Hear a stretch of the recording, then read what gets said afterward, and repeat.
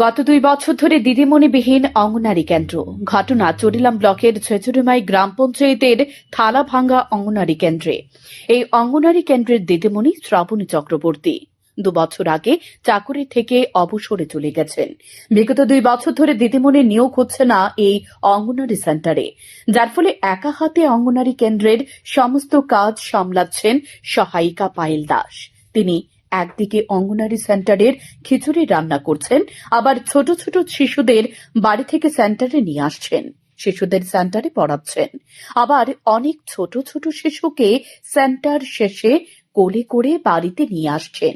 আবার অঙ্গনারী সেন্টারের খিচুড়ি রান্না করার জন্য দূরবর্তী প্রতিবেশীদের বাড়ি থেকে পানীয় জলও আনছেন, কারণ প্রায় সময় অঙ্গনারী সেন্টারে পানীয় জল থাকে না।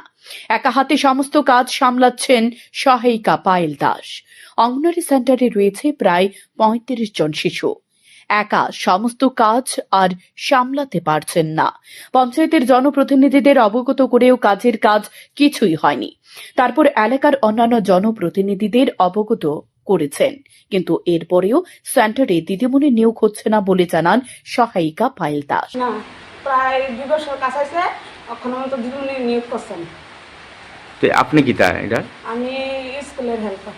রান্নাবাড়ি করেন? হ্যাঁ, রান্নাবাড়িও করি, বাচ্চারা সামলাই, ওদের মানুষের বাড়িতে জল আনি, জল আনি এদের কিছু কিছু রান্না করে। আমার একলা পক্ষে সামলানো সম্ভব হইতেছে না। যদি সরকারি একটা দিদিমণি নিয়োগ করে তাহলে আমার পক্ষে খুব ভালো হইবে।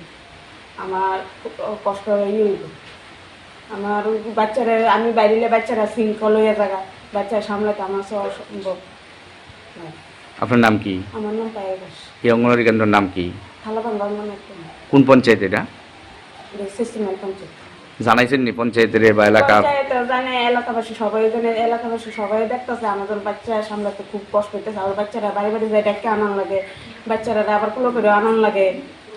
আমার আবার আমি গেলে অঙ্গনারীরা খালি করে থাকে।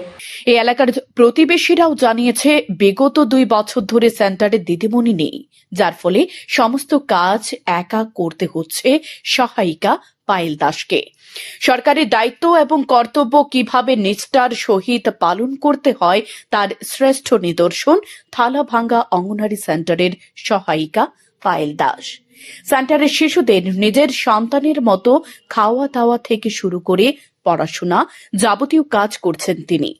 বর্তমান সমাজে প্রায় সময় দেখা যায় সরকারি কাজে ফাঁকি দেয় অনেক সরকারি কর্মচারী, কিন্তু পায়েল দাস এক্ষেত্রে সম্পূর্ণ ব্যতিক্রম।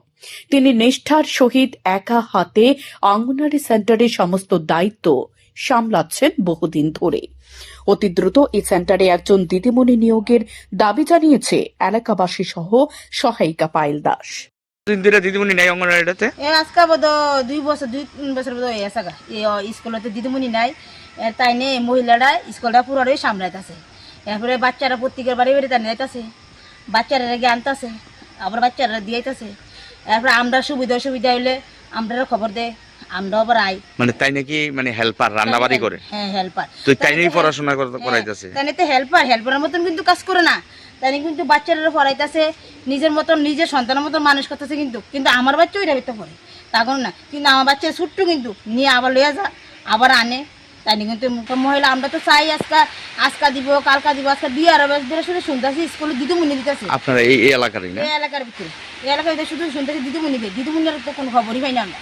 তো বাচ্চারা আমরা কেমনি স্কুলে পাঠাইতাম, তাই নিয়ে কি বাচ্চারা রেহের দিকে চাইবো? তাই নাম কি? হেল্পারের নাম? হেল্পারের নাম হচ্ছে পায়েল দাস। তবে এদিন স্পষ্ট হয়েছে সমাজ কল্যাণ এবং সমাজ শিক্ষা দপ্তরের আধিকারিকদের এবং জনপ্রতিনিধিদের কতটা গাফিলতি রয়েছে। এক প্রকার ভাবে এলাকার কচি কাঁচাদের প্রতি তাদের দায়বদ্ধতা নেই বললেই চলে। শান্তন টিভি।